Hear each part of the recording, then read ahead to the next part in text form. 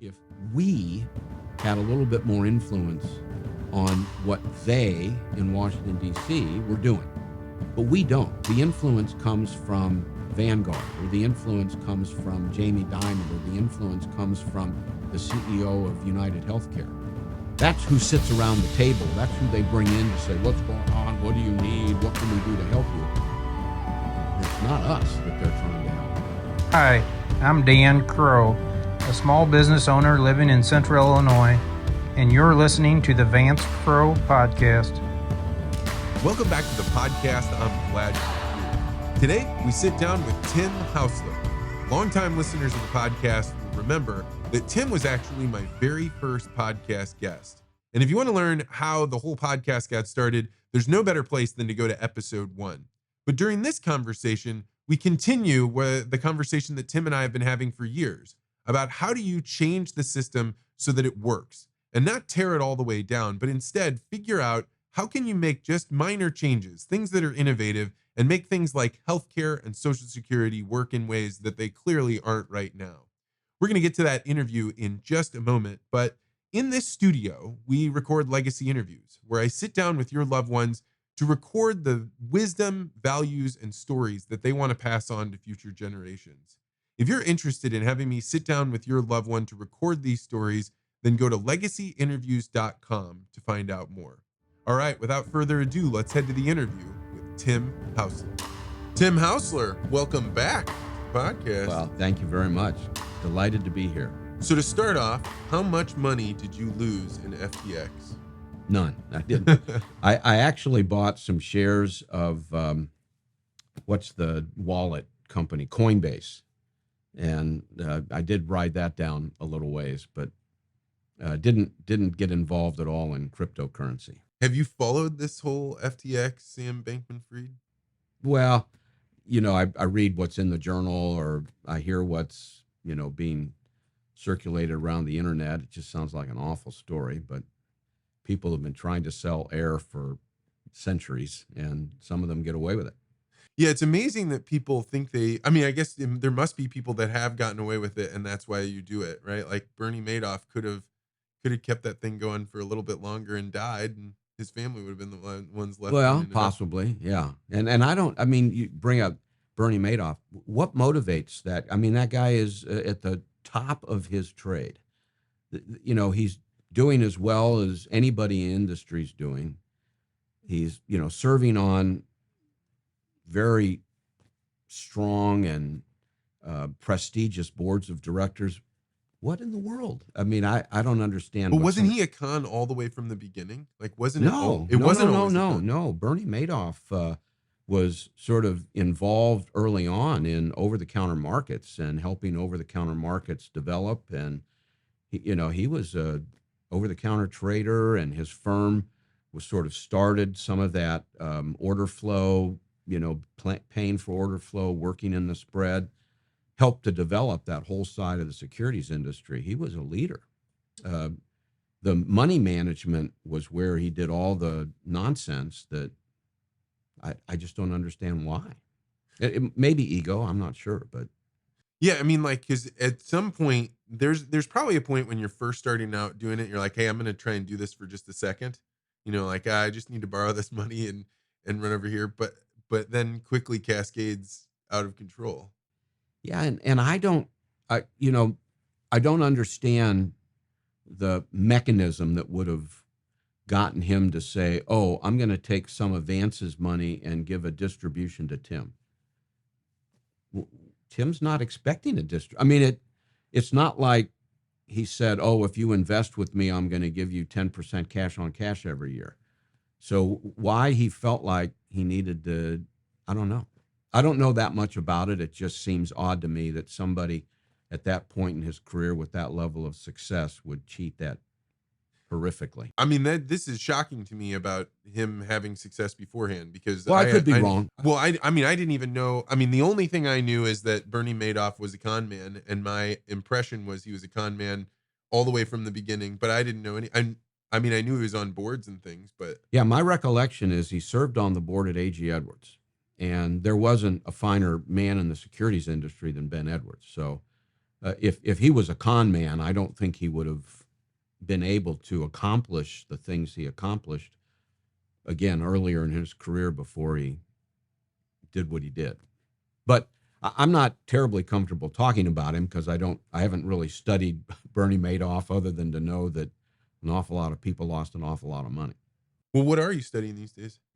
My grandchildren, but in terms of what keeps me sort of interested is I focus a lot on the kind of political environment and kind of what's happening in the world today politically. That interests me, and I think it's a big part of all news, right? What's happening in the political space. But the thing that's really interesting to me is how ineffective any of the politicians are in terms of doing what they're supposed to be doing. They're supposed to be creating an environment for people to thrive, and they just aren't.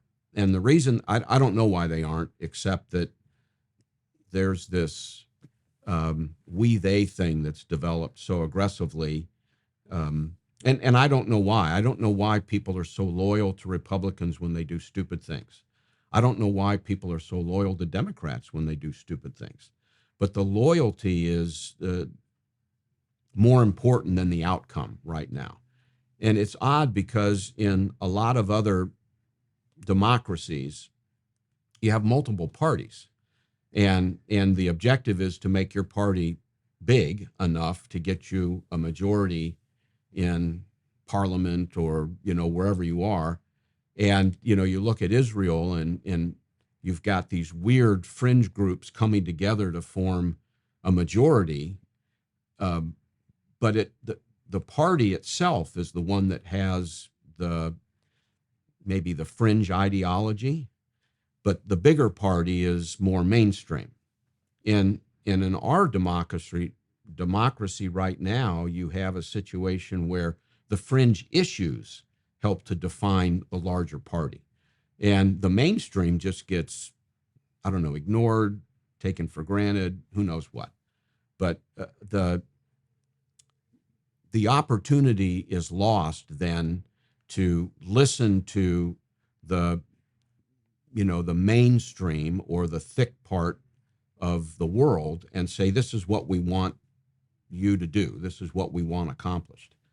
And as a result, you end up with goofy stuff that in order to get those last 3 votes, you got to throw some things in that really make no sense to anybody except that very, very small percentage. Do you think it's a function of modernity and really the media that like has changes? Because like it didn't used to be that ideas could spread this far. I mean, for most of human history, the only way that somebody could hear your ideas is if they were close enough to you to be able to hear your. Yeah, we've talked about that before, and it is sort of intriguing. I definitely think the social media and the mainstream media are very invested in helping to pursue specific agendas and issues. But even those issues and agendas, they don't result in tangible things that help people. So, who is helped by, I hesitate to mention one, but I'll say like healthcare insurance. So somewhere along the line, and I bet you can guess who, somebody talked politicians into the idea that mandating health insurance and supplementing the cost of health insurance was a really good idea for people. It ends up it's a really good idea for healthcare insurance companies. Mandating that somebody buy something and then subsidizing the acquisition of it. So the next thing you're going to see is electric cars. We're all going to be, you're going to have to own an electric car, and then we're going to subsidize the electric car. But guess who that's going to be good for? It's not going to make your commute that much nicer because you're still in a car and we got a wheel and brakes and accelerator. And I don't know that people think all that hard about, what's making the car go. Is it electric power or gas? Who knows? But this idea is going to help the people who manufacture electric cars. So starting with healthcare insurance, it's like, well, are we really doing what people need or what people want? Shouldn't we be subsidizing health care and not health care insurance? It makes no sense to me to make a family of four of, moderate means pay $1,200 a month and have an insurance policy with $3,000 deductible and 80/20 copay. It's like not good insurance, especially for somebody who doesn't have that kind of resource. So somehow this concept of, not wanting to do what the other person wants to do has created this Frankenstein situation where we are mandating that people buy insurance that really isn't all that good and really doesn't lead to that much better healthcare outcome. When I hear you describing this, I'm suddenly thinking like, well, you could use subsidy of health care, but really the problem goes back further a step, right? In the way that we license doctors and how many people can go to medical school, and like, unless you open up the gates on how many more people can be doctors, like you're going to have a shortage, right? And that shortage creates the higher prices among doctors, but so they're not looking to open it up and have more No, and guess who really thinks it's an excellent idea to have very few doctors? doctors. Doctors, right? And they've banded together and they've got this really strong lobbying arm that goes to the federal government and says this is what's going to help us, but it doesn't help us, right? So I don't know that we really need America to be great again. I think we need America to just work really well. And look at all the areas where we aren't working well and start systematically trying to make those areas work better. So if you treated healthcare the way we treat food or housing, we subsidize the housing or we subsidize the food.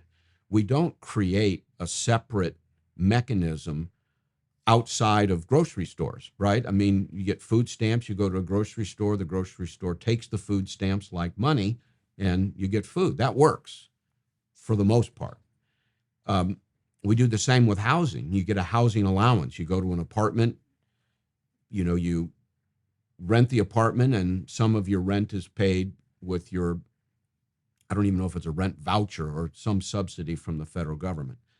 Insurance would work better if people that have need were able to go to United Healthcare or Aetna or Cigna and get a policy like you and I have. 60% of the population has a traditional insurance policy where they pay a premium and they have a deductible. If the people with need had the opportunity to do that, then they'd be mainstream. They'd be like everybody else. They'd go to a doctor and the doctor wouldn't say, "Oh, you're a Medicaid patient. I'm sorry, I'm not interested in helping you." They'd say, "Oh, you got United Healthcare insurance. That's terrific." So how do you get somebody in need United Healthcare insurance? Well, you give them a deductible voucher. So you say to United Healthcare, this family has a voucher from the federal government. We pay the first $7,000 of healthcare expense for each member of that family. We're going to subsidize their healthcare cost. What do you think the premium would be from United Healthcare if they don't have any risk? Because the federal government's going to cover the first $7,000, they have less risk.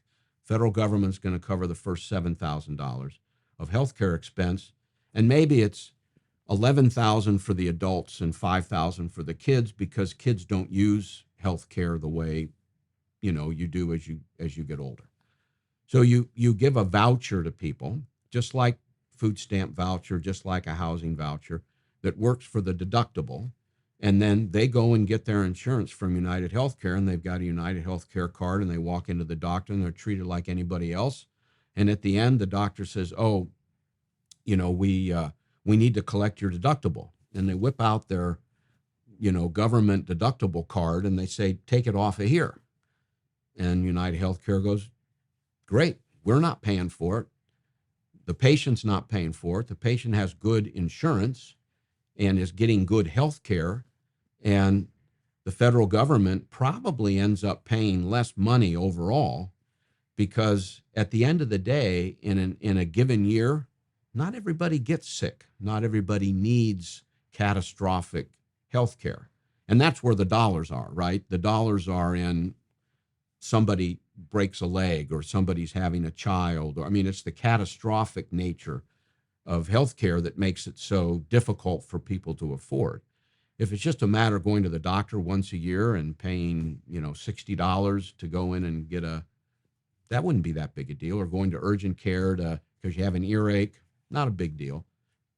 It's when you need tubes in the kids' ears. That's when the expenses get great. Or you've got some sort of a, hole in the heart when the kid is born. And, so there are elements of healthcare costs that are great. And we're forcing everybody to get insurance to cover that when it just doesn't happen all that often. And guess who's the beneficiary of all the money being paid to assume all that risk? Well, it's United Healthcare and Aetna and Cigna, and they're all 15 times bigger than they were before this started. What would happen to the price of insurance if all of a sudden there was a federal subsidy for it? Well, I would hope it would go down, right? So you're not subsidizing the premium. That's the problem right now, is that we're subsidizing the premium.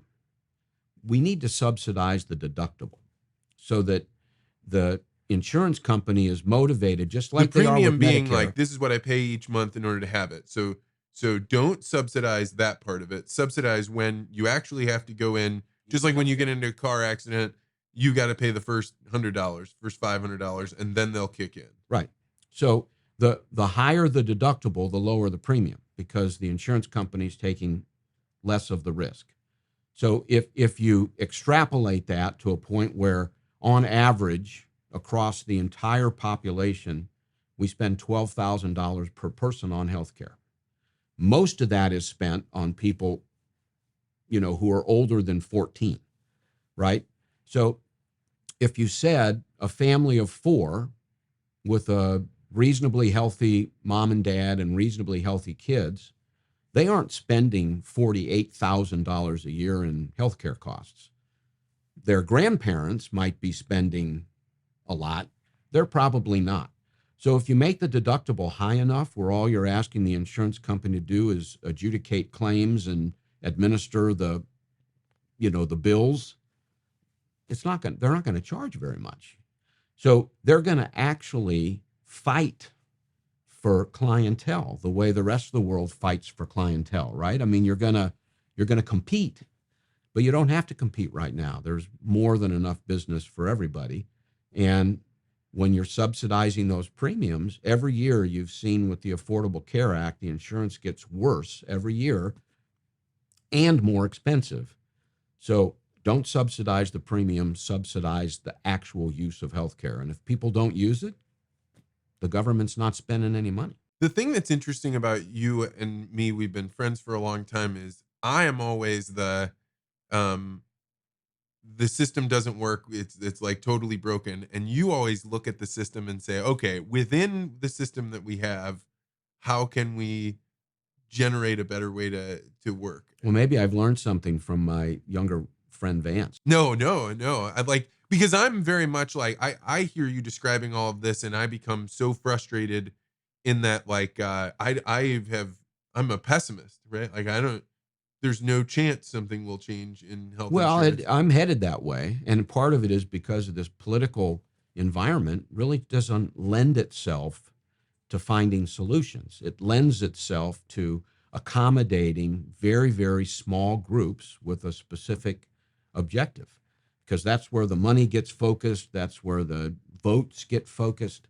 It's where the bully pulpit comes, right? If you're talking about the most outlandish thing, then that's where the cameras go. And, I heard a guy talking about the FTX stuff beforehand. He was like, look, as soon as one organization, the SEC, the Department of Justice, as soon as there's one guy that decides they're going to charge him, they're all going to run to charge him because they all want to get the bully pulpit. They want to be the one with him in handcuffs. And right. And you and I talked a long time ago about cryptocurrency. And at the time, as I recall, you sort of were looking at the positive elements of cryptocurrency that are there and they're real. But what I sort of came back to you with is there's really nothing or no one standing behind that. It's everyone and no one standing behind that. So the whole concept of distributed networks on the internet and not having one owner of the network, there's real value to that because it does eliminate the thumb on the scale from the owner or the possibility of your information getting into wrong hands. But when you look at it with regard to money, and money essentially has inherent value behind it, like the federal government of the United States is what makes a dollar worth a dollar. And the UK is what makes a pound worth a pound. There is nobody standing behind cryptocurrency. That when something like this happens, there's no place you can take your cryptocurrency and say, hey, I'm done. I want out. I want to trade this in for dollars. You got to hope there's somebody standing there willing to trade you.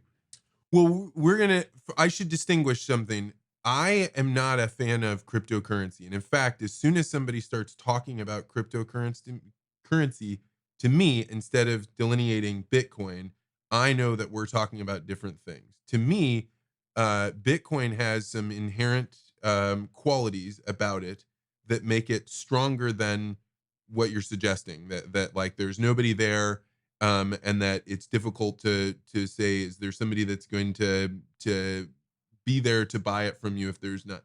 Because with Bitcoin, what they created was digital scarcity.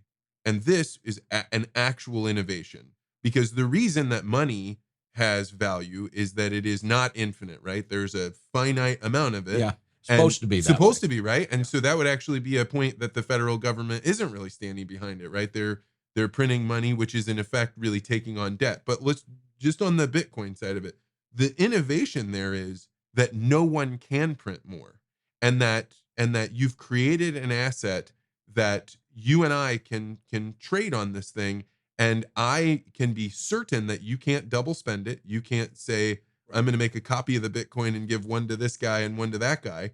And the fact that you know precisely how many there are.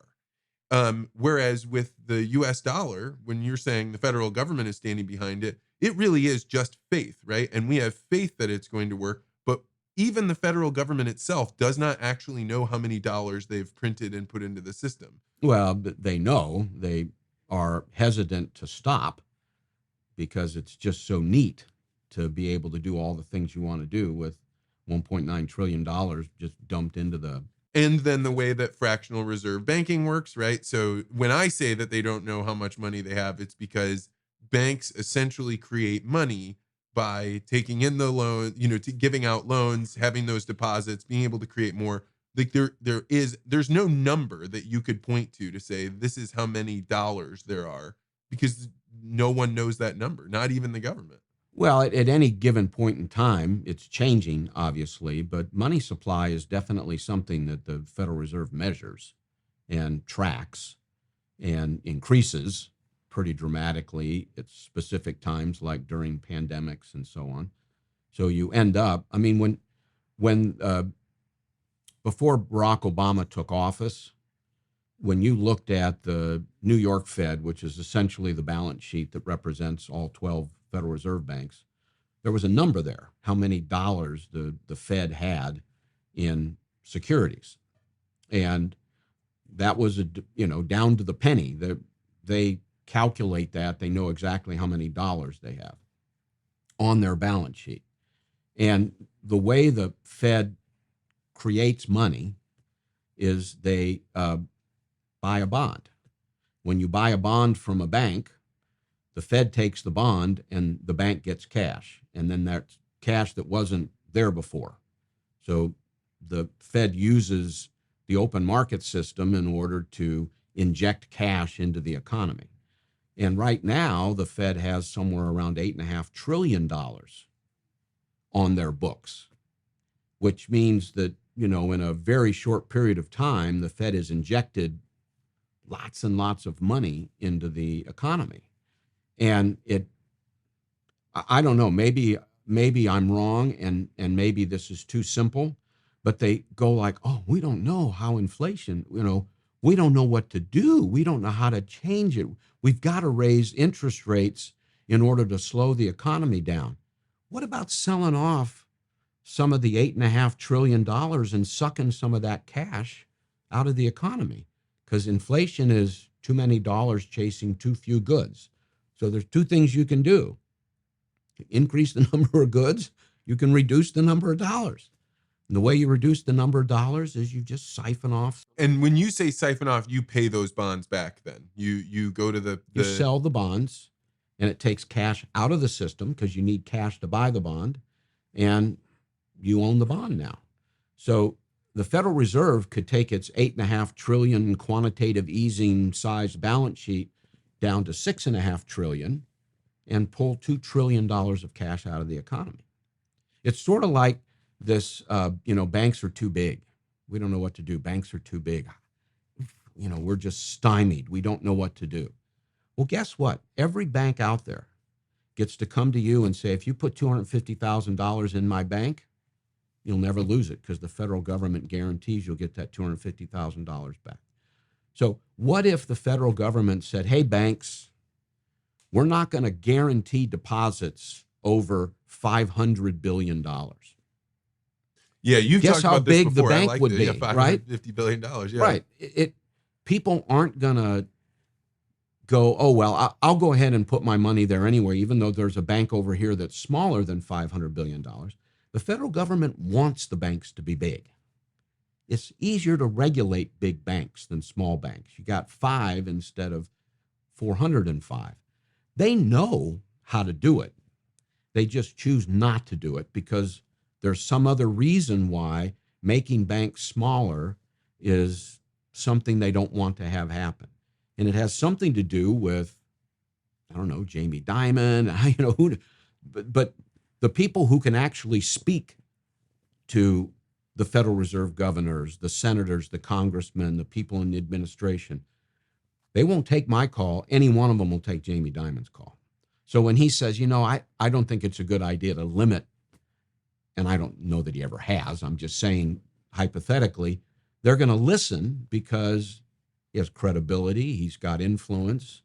And if the rest of us think it's better for banks to not be so big and the failure of a big bank not so threatening, that would be a better outcome for us, but not a better outcome for them, whoever the them is. Yeah, there's a fascinating video. I'll put the link in it. Called Rules for Rulers. I don't know if I ever sent it to you. It's based off a book. The book is okay. The video is actually better, and it's describing like you think of a king as being the one in charge. He's got all the power. Smartest, right?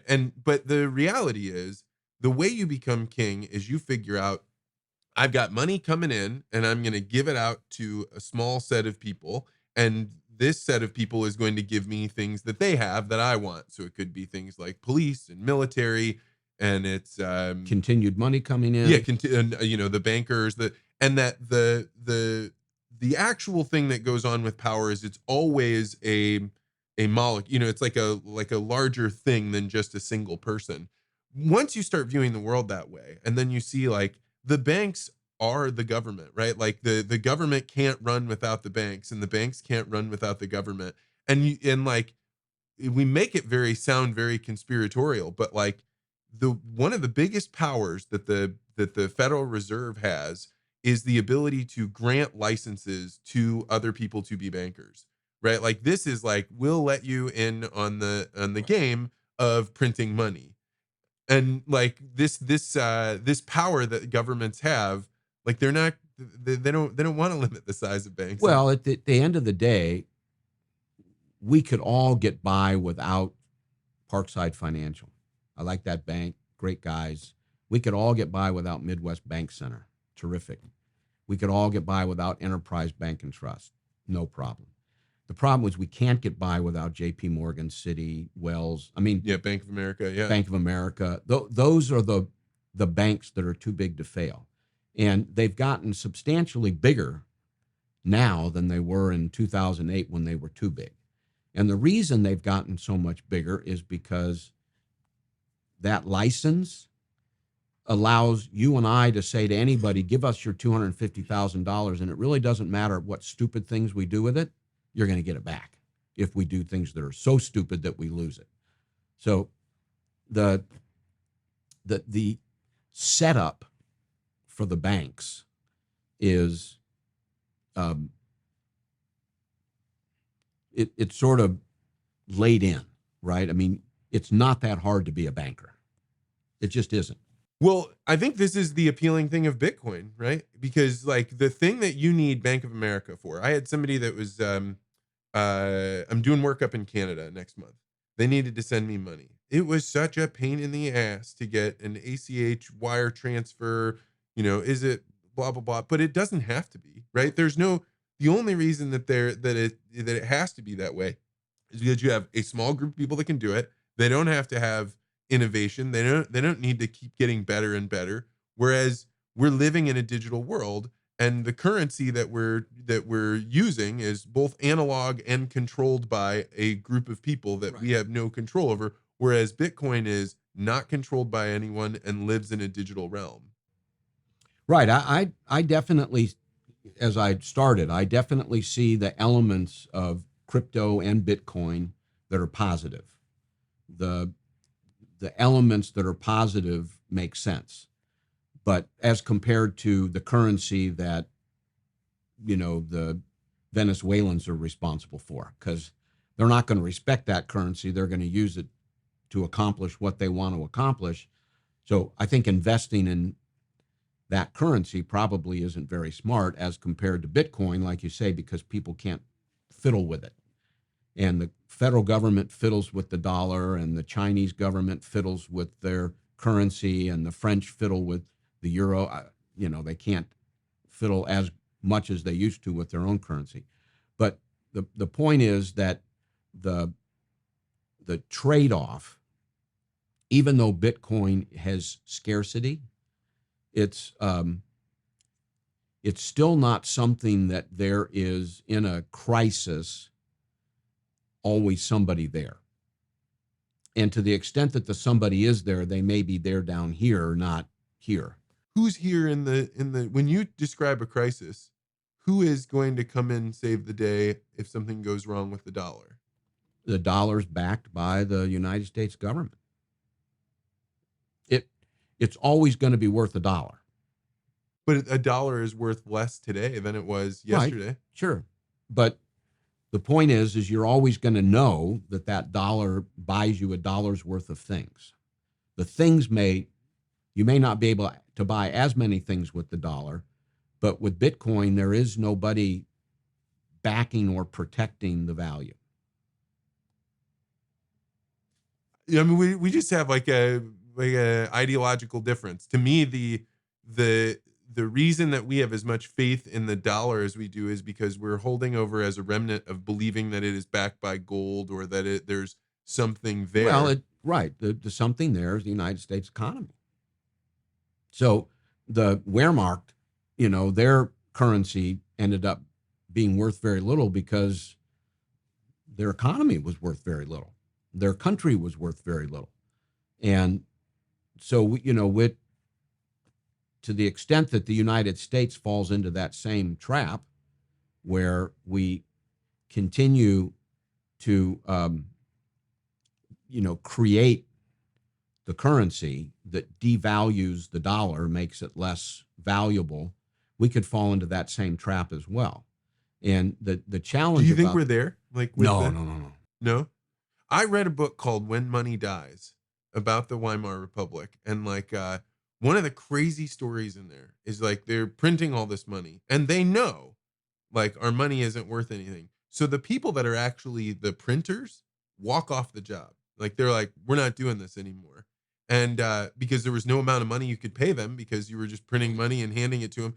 And so they took them at gunpoint and walked them back into the printing things and said, turn them back on. But the challenge was the whole economy was built on, we have to have more money.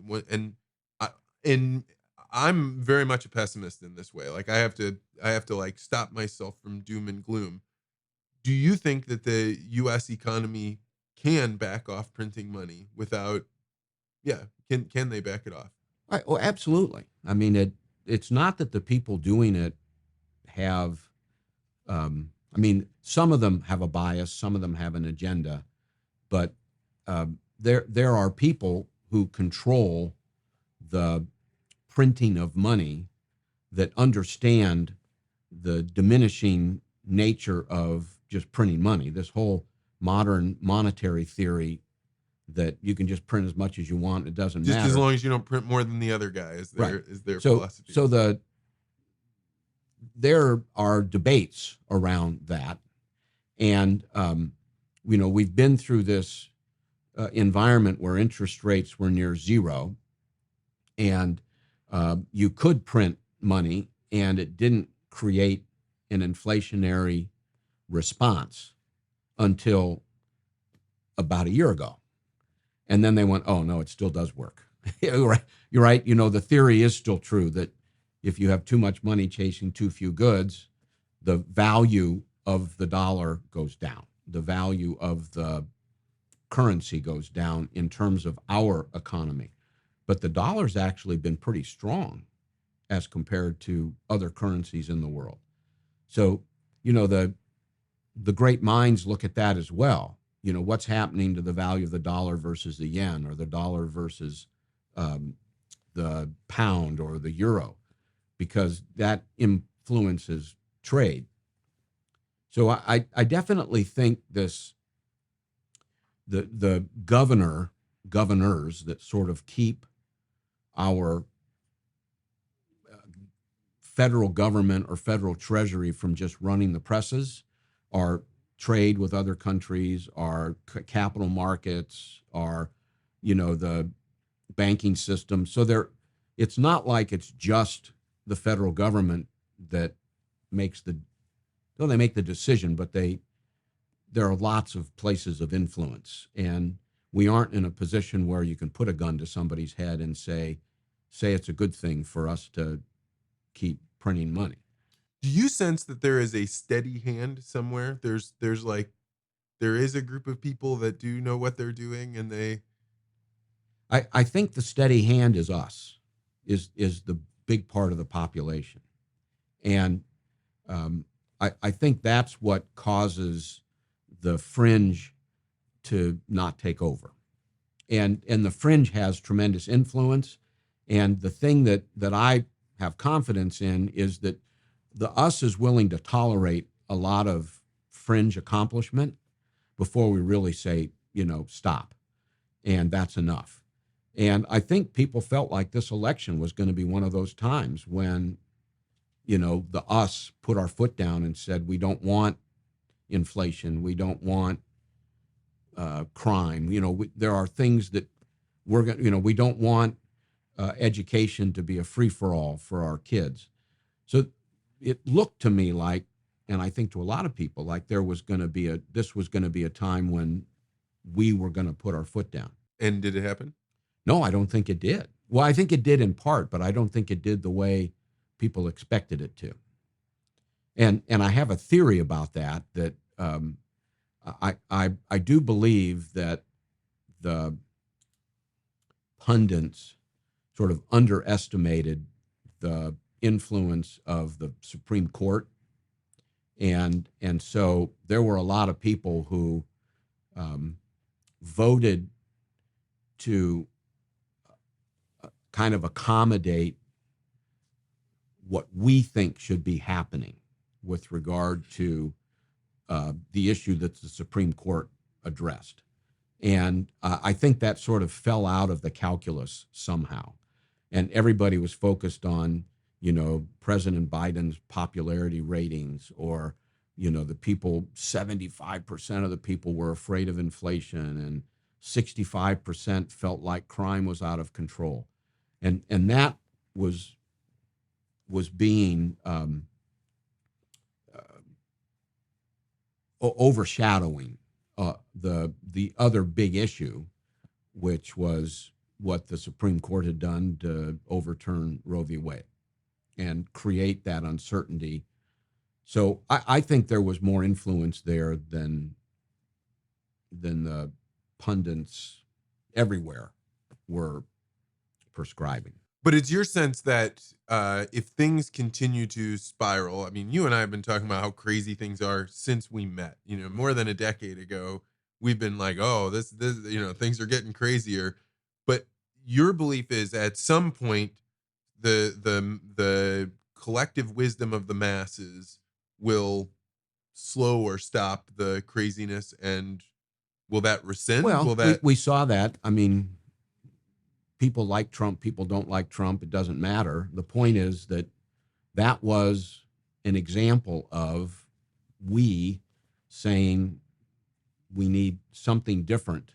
We want, and who knows what it was. We want a stronger defense. We want a less porous southern border. We want lower taxes. We want, I don't know, a safer and secure Israel. Who knows what it was? But the idea that there were enough people to say we're going to change course, I think that's what happens. Is that the electorate makes those decisions, at least amongst the political classes, and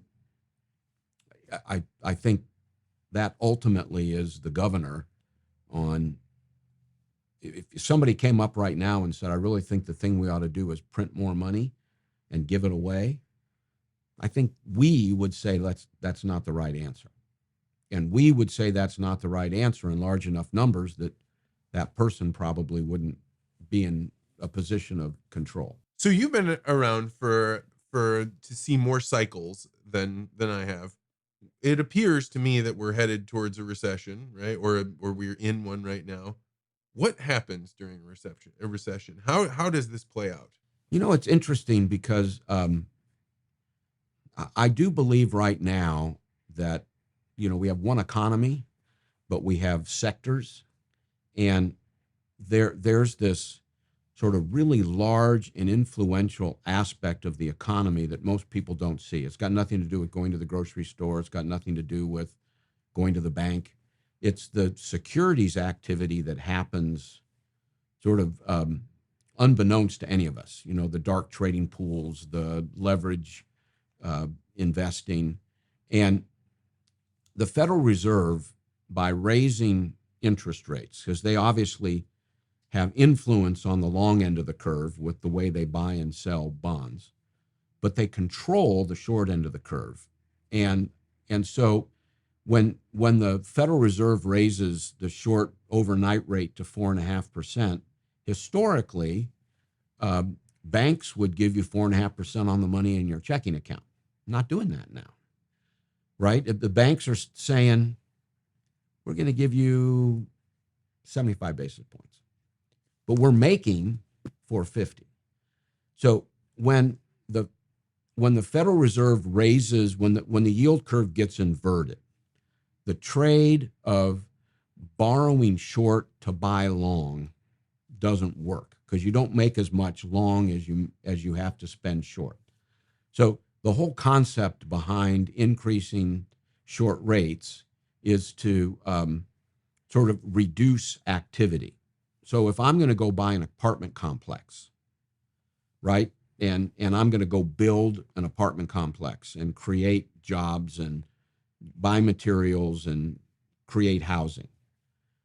Right now in this environment, it's tough because my cost of capital is higher, especially my short end cost of capital. And so you're going to have fewer people building apartment complexes. You're going to have fewer people adding on to their manufacturing facility. So the Fed historically has used raising rates to tamp down on the economy, which again is, their theory. I don't understand it, but their theory is if we slow the economy down, that inflation will fall. But the whole part of the economy that's frustrating the Federal Reserve right now is that until like yesterday when they came out with retail sales, people are still buying. The people are still going to the store. People are still going out to dinner. And so you have this economy that isn't slowing down the way the Fed wants it to be slowing down in order for inflation to pull back. And I mean, really, what they expect when you raise interest rates is people are going to lose their jobs, right? Like it becomes, and then when they lose their jobs, then they won't spend, and then the price of things won't go down. You don't watch inflation, deflate out of it. well, right, you don't create deflation, you reduce inflation. Right. And so maybe it will, like, the speed at which it grows, or the speed at which our dollar is losing value may slow down, but it's not going to increase in value. Right, Yeah. right, right. And I get the sense that the recession that is coming, one of the reasons people aren't stopping to spending is similar to the Weimar Republic, whereas they say, well, what else am I going to do with this money? I can't park it in a bank, right? I'm losing it to inflation, right? I can't, the only place I can put it is to let it ride in the stock market, because there's no place to protect it from inflation. Now, I just heard the other day that bank CDs are, paying 3.5% or 4% or something like that. But that's that, compared to 7% inflation, you're just not losing as much money. Yeah, no, it's clearly not a long-term strategy for success. Everything that's happening right now, and they use the word transitory for a while. It is transitory. It's just longer than a year, right? It'll get back to a healthier environment where we don't have an inverted yield curve, because naturally you expect the yields, when you're taking risk, you expect to earn a higher return for the more risk you take and the longer that you're out taking risk. That is sort of a natural economic occurrence that I don't think is going to change. And what's happening right now is temporary. It's not going to be this way for a long time. But it's also the result of this theory that it wouldn't matter how much money we put into the economy, and we can just keep doling money out to people, that it's impossible to stick $1.9 trillion in the economy in a day. It takes a while for that money to get out.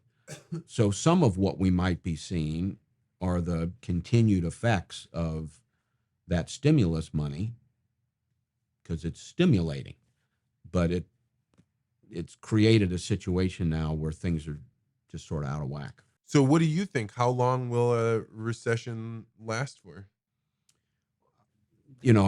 Recessions don't last long, because the economy is self-correcting to a degree, for the reason that you say. People lose their jobs. Nobody's willing to take risk and invest and create things. So something happens from an administrative or fiscal perspective that moves us back into an equilibrium that's consistent with where the economy should be. So you don't stimulate anymore. You stop at the federal level passing out dollars, and the Federal Reserve lowers interest rates instead of raising interest rates, or they stimulate by putting more cash in or taking cash out. So I think, everybody's ambition is for us to have a normalized economy that is not in recession and that's also not overheating. So that's why the Federal Reserve has those targets. We want 2% inflation is okay, and 5% unemployment is okay. So they have those targets, and they'll get back to managing to those targets when they don't have to manage to whatever they're managing to now. What is going on? You were talking about the part of the economy that people don't see, because you were in the world of securities and bonds. Not there. I was in the retail part of that world. The stocks and bonds selling to individuals for the most part. I had a little bit of experience with the concept of borrowing short to invest long.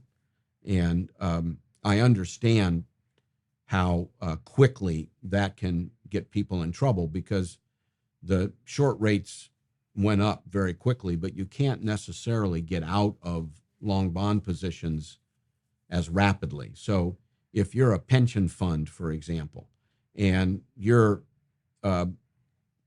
objective is to, get a certain rate of return on for your pensioners, and that certain rate of return is easy when bonds are yielding 6%. If your target return is 6 and bonds are yielding 6, okay, I can figure out how to manage that. I just go and buy the bond, and I got to make sure I'm not exposing myself to credit loss. But if I can get a diversified portfolio of government and municipal and corporate bonds that give me that blended 6% return, I'm good. But in an environment where those bonds are yielding 3, you got to use leverage, right? Or not right. One way to accomplish that goal is to use leverage. So instead of investing $1, you invest $2, and you get 6% because you've invested twice at 3%. But the question is, what does that other investment cost you? Well, if interest rates are near 0 and I can pay 9 basis points to borrow $1 billion, I can invest my $1 billion and I can invest that borrowed $1 billion, and all of a sudden I'm making 6% on my portfolio when you measure it against my $1 billion, and the cost of my $1 billion that I've borrowed is only 9 basis points. So that's a win. Well, when the short end goes up and your 9 basis point cost becomes 4.5%, you can't do that anymore, because you're not going to pay 4.5% to invest at 3.25%. So that all comes off. That trade comes off. And that's one of the things that the Fed sort of strategizes around. We want to eliminate that leverage out of the economy and eliminate that velocity and that activity, and that's what helps to slow things down, I think. And so then that'll cascade into people's pensions and their ability to get returns in the stock market, presumably their 401ks. And so you didn't, in the last 7 or so years, you didn't hear a lot about pension funds, being underfunded, or are we going to cheat these beneficiaries because we're not going to be able to meet that obligation. You're going to hear about that a lot more in the coming few years, because the pension funds may be slightly better off than they were 10 years ago in terms of their underfunded nature, because we've had a lot of money flowing into governments, and they can take some of that money and put it in pension funds and catch up a little bit. But now there's nowhere to earn returns. You can't, the long end of the curve is 3.25. And so where's a pension fund going to earn a return to hit their targets? Certainly not in the stock market in 2022. I mean, they lost a lot of money.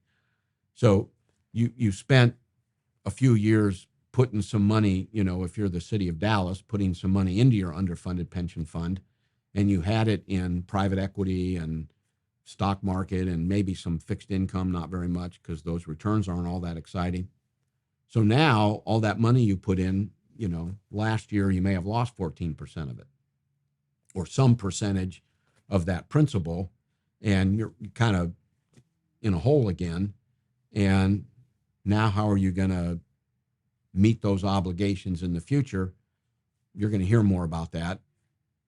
And we don't like the idea of municipalities not being able to pay their police chiefs who have retired. So we will ultimately do something about that, although I don't know what we will do. Maybe print some more money? No, I don't think so, because that doesn't help.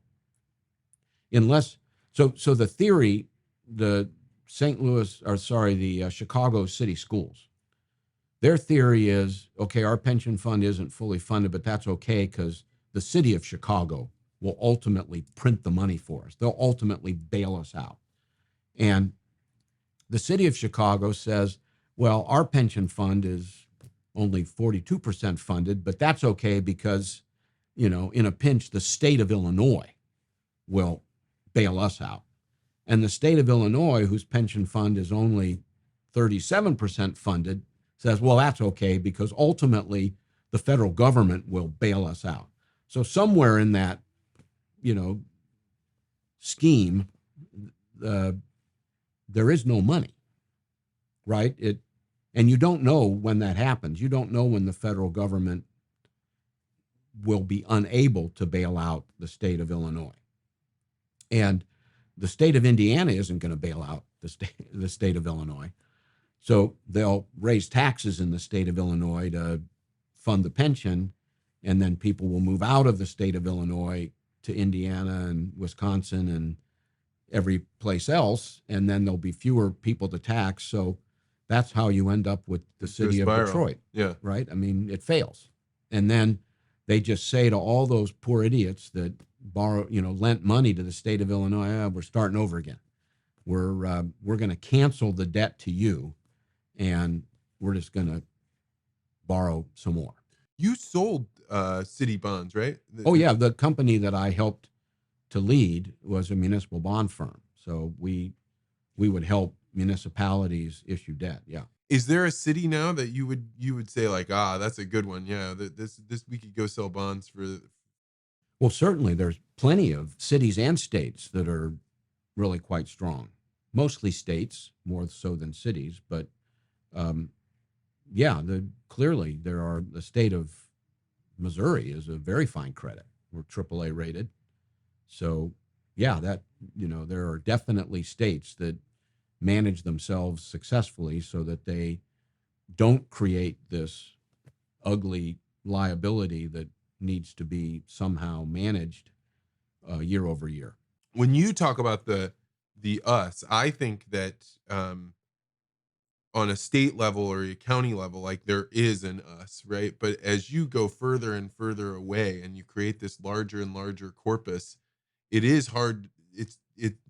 There are so many interests. There are so many different belief sets. There's so many different things that we've continued to force more management decisions up to the top. Yeah, but remember at 9/11, there was a lot of us rallying around a Republican administration who didn't necessarily want that administration to administer, right? I mean, there were a lot of people that said, hey, this is where it gets bigger than the fringe stuff. This is where we need to, again, sort of step forward and say this is more important. And so I think that does happen. I think it's happened a lot historically. The Second World War was a perfect example. So people, the us definitely want the America that we use to continue to be useful. And again, my point is I think there are ways for it to be better and more useful that we aren't focused on. The other thing I wanted to bring up when we were talking is this, the idea of Social Security. Social Security is, everybody says that's your age, it may not even be there when I get to that point. So how do we save Social Security? And again, I have a way, it may not be the way, but I would trade right now, today, I would trade the federal government my Social Security for the rest of my life for 1 year of tax-free activity. Let me not pay taxes for a year. I'll give you my Social Security. And I think there are a lot of people that would. You've got IRAs, 401ks, you've got, your assets invested in certain securities that, if you want to realign your portfolio, you got to pay capital gains tax, and that's going to reduce your principal. I would be very happy right now.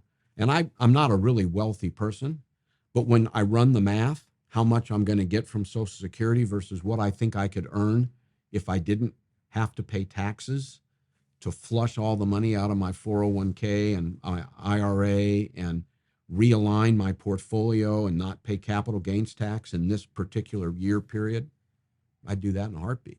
And would the government ultimately lose money or make money on that? So that's an interesting question, because when I pass away, if I haven't sold my stocks, my heirs get them without paying estate tax because I don't have enough wealth to be above the threshold, and they get to step up the basis. So I think the government could play a little bit with tax dollars they're never going to see. Now, to some extent, this is brilliant. This maybe is a good idea. Maybe, I don't know. It's worth exploring. Anyway. I think it's worth because exploring. Does Bill Gates need Social Security? And guess what? Bill Gates' Social Security, most of the Social Security he takes goes back to the federal government. That 85% of your Social Security can be taxed, but it's not 100% tax rate, right? So even if Bill Gates is up in the 40% in terms of taxes he pays, 85% of his Social Security is taxed at 40%. So 30% of it's going back to the federal government. Even though they're paying it out to him, he pays it back in taxes. So there's that dynamic going on that happens with, more affluent receivers of Social Security. But most people who have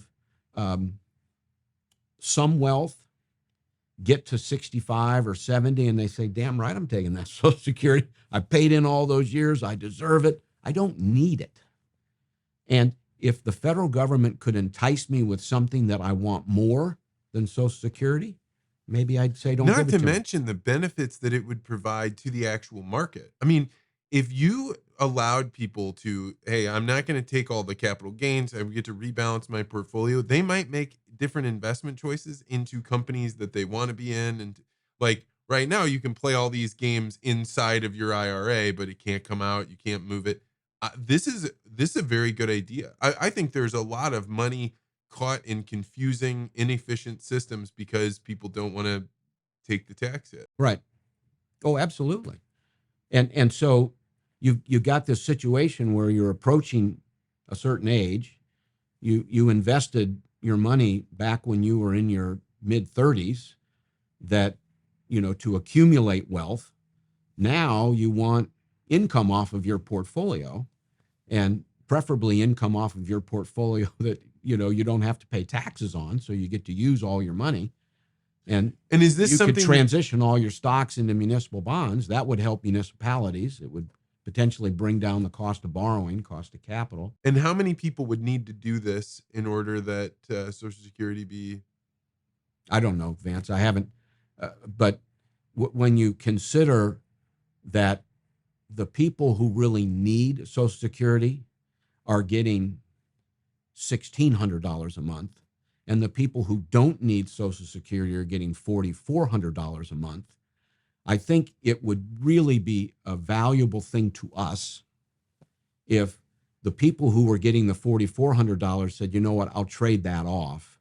And the people who are getting $1,600 might actually get a living amount of money, right? That universal income is substantially higher than $1,600. So when you've worked as the middle management to upper management of Mattel, you put a lot of money into Social Security and you have reached the maximum amount of benefit. If your wife did the same thing, the two of you are going to pull out $9,000 a month from Social Security. Where my mom, who was a nurse, when you add her and my dad together, they might be getting $3,600 a month. And it's because, the more you put in, the more you get out. But it's not need-based. It was never intended to be need-based, but it's turned into a need-based solution from the federal government. But we can't afford to pay Warren Buffett $4,400 a month every month for as long as he lives and as long as his wife lives. Yeah, right.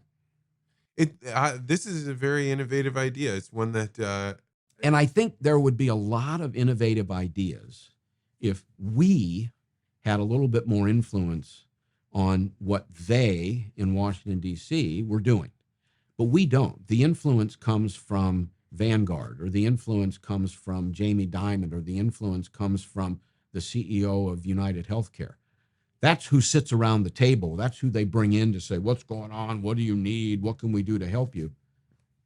It's not us that they're trying to help, because if they did, they'd be doing things so much differently than they are. That's at the end of the day, this climate change, is another example. We are suffering all the guilt of a world's worth of whatever's happening in our environment, in our atmosphere. And so we can't by ourselves solve the problem. If we said over the next 100 years, we are going to systematically reduce the use of fossil fuels by 1% a year, the entire globe. And if you aren't willing to do it, you can't trade with us.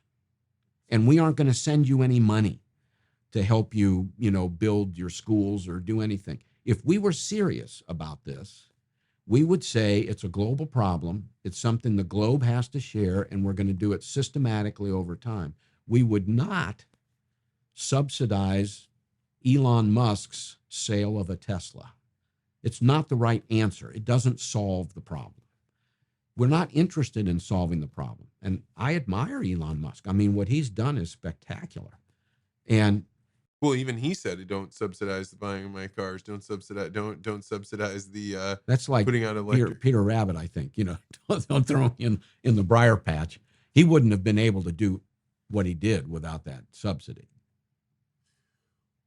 Well, but again, the point is the solution is not electric vehicles, because guess how you create electricity? Yeah, mining, and you burn fossil fuels to create electricity. So it's not the solution to the climate problem. And so if we want to develop solutions, we need to have ambition to develop a solution. What we're doing instead is we're using this problem to get a small group of people satisfied about something, because that small group of people focus money and focus votes. And that's what I need in order to get elected in the state of Missouri, is I need votes. So we're using climate change, we're using abortion, we're using gun rights, we're using lower taxes, we're using those issues to accomplish power, but then we're not using the power to develop solutions to those issues. Well, when are you going to write your book? I don't know. I need I need a little bit more discipline than I currently have. Well, I'm always glad whenever you come by to chat. You were my very first podcast guest, so we've come a long way since the first one. Sometimes, mistakes lead to learning. Well, I started because you were like, "I'm thinking about starting a podcast," and I was like, "You should do it. It can't be that hard." And then I was like, "I'll do it. Let me prove it to you." And here we are. I am much better at creating ideas than I am seeing them through. Well, I'm always glad when you come on here. So if you don't write a book, come on by. All right. Thanks, man. Have a great day.